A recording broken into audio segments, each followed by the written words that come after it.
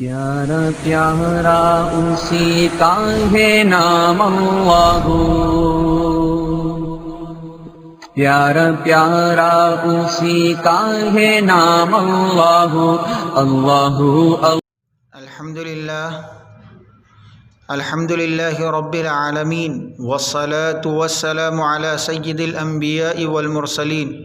حبیبنا وحبیب رب العالمین، اما بعد فاعوذ باللہ من الشیطان الرجیم، بسم اللہ الرحمن الرحیم، وانتم الاعلون ان کنتم مؤمنین، صدق اللہ العظیم۔ گرامی قدر معزز سامعین و ناظرین،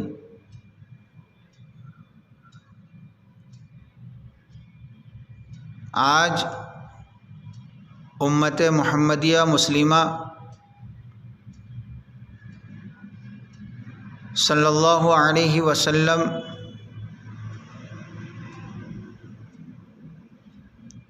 جن حالات سے دوچار ہے اور جن حالات کا وہ شکوہ کر رہی ہے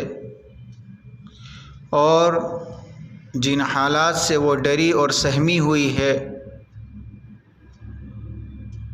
یہ حالات امت محمدیہ مسلمہ نے خود اپنے اوپر ڈالے ہیں، اس لیے کہ اللہ تبارک و تعالی کے احکام اور اللہ کے رسول صلی اللہ علیہ وسلم کے طریقوں کو چھوڑ کر اور قرآن اور حدیث کے احکامات کو چھوڑ کر ہم اللہ تبارک و تعالی کی مدد اور نصرت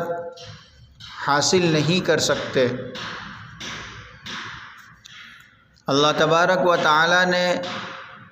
ہماری کامیابی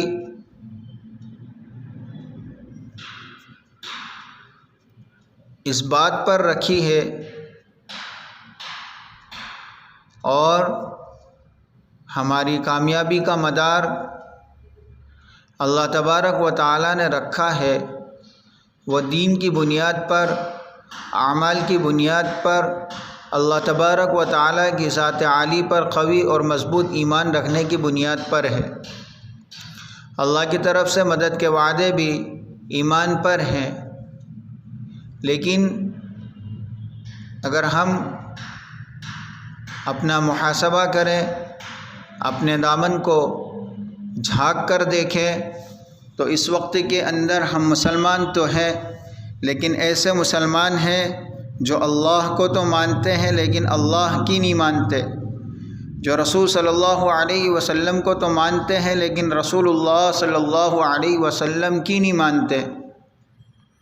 ہم اپنی مرضی کے مطابق زندگی گزار رہے ہیں اور ہماری زندگی کا مشغلہ اور ہماری زندگی کی مصروفیت اور مشغولیت اللہ تبارک و تعالی کے دین پر اور شریعت کا پاس و لحاظ رکھنے پر اور اللہ کے رسول صلی اللہ علیہ وسلم کی تعلیمات پر نہ ہوتے ہوئے شیطان کو راضی کرنے اور اپنی نفسی خواہشات کی اتباع اور پیروی کرنے پر خرچ ہو رہی ہے، اور یہی ہماری مصروفیت اور مشغولیت ہے۔ اگر ہم ماضی کے اوراق پلٹ کر دیکھیں، الٹ کر دیکھیں تو پتہ چلے گا کہ اس وقت کے اندر ہماری جو تعداد ہے وہ اللہ کے رسول صلی اللہ علیہ وسلم کے اصحاب سے اور پورا وہ گروہ، وہ جماعت جو حلقہ بغوش اسلام ہوا تھا، جس نے اللہ کے رسول صلی اللہ علیہ وسلم کے ہاتھوں پر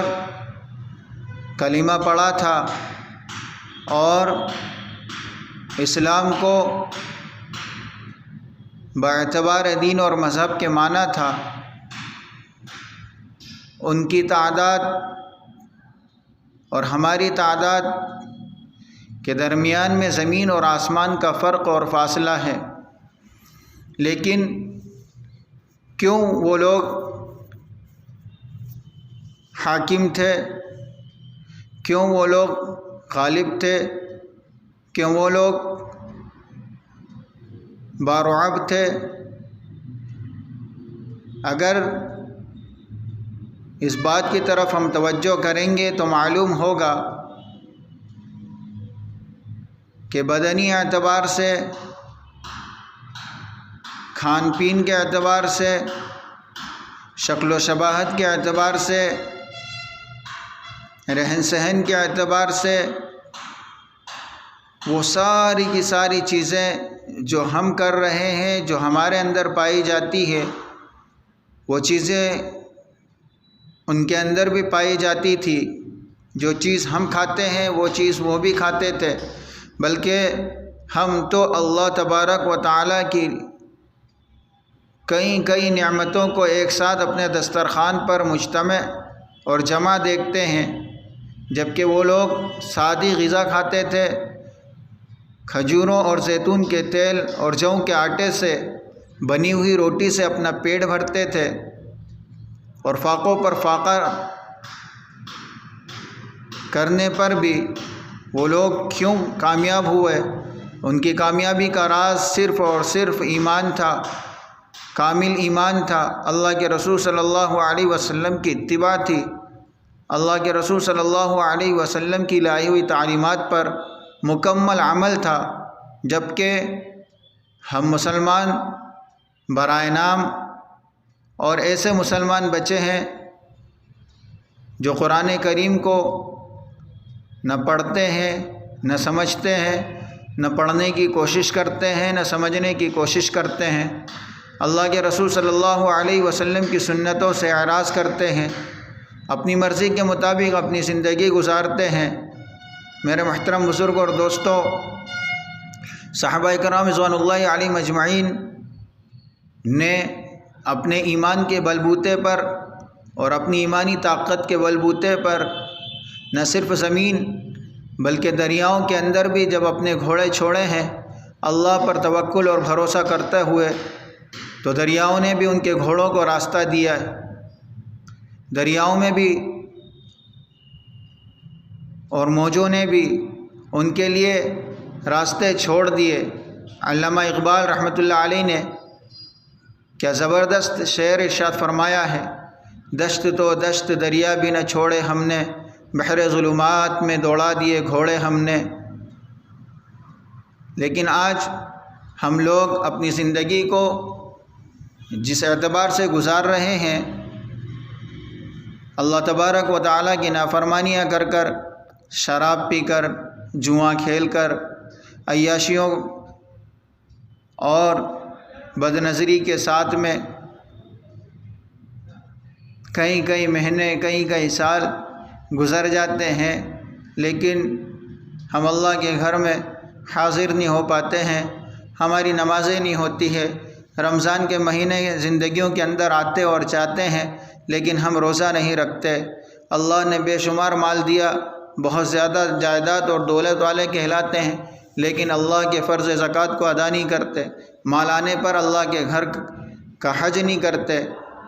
اور اپنی زندگی کو اپنے من کے حساب سے، اپنی جی اور اپنی چاہت کے حساب سے گزار کر